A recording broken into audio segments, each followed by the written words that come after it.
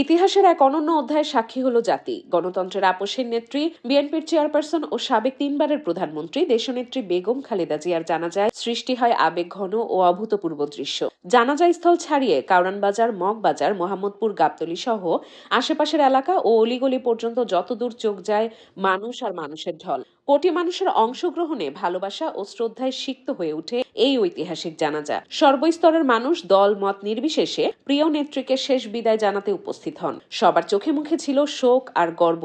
গণতন্ত্রের জন্য আজীবন সংগ্রাম করা এক মহান নেত্রীকে হারানোর বেদনা। এই মহান নেত্রীকে শেষ বিদায় জানাতে চট্টগ্রাম 5 হাটহাজারী সংসদীয় আসনের কারা নির্যাতিত নেত্রী ব্যারিস্টার শাকিলা ফারজানা হাটহাজারী নেতাকর্মীদের সঙ্গে নিয়ে মানিক মিয়া এভিনিউতে উপস্থিত হন। এ সময় নেতাকর্মীরা দেশনেত্রীর প্রতি গভীর শ্রদ্ধা জানিয়ে দোয়া ও মোনাজাতে অংশ নেন।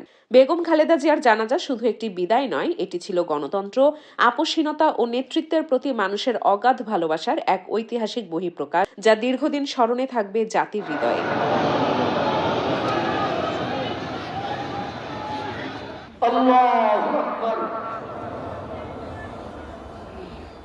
আসসালামু আলাইকুম ওয়া রাহমাতুল্লাহ। আসসালামু আলাইকুম ওয়া রাহমাতুল্লাহ।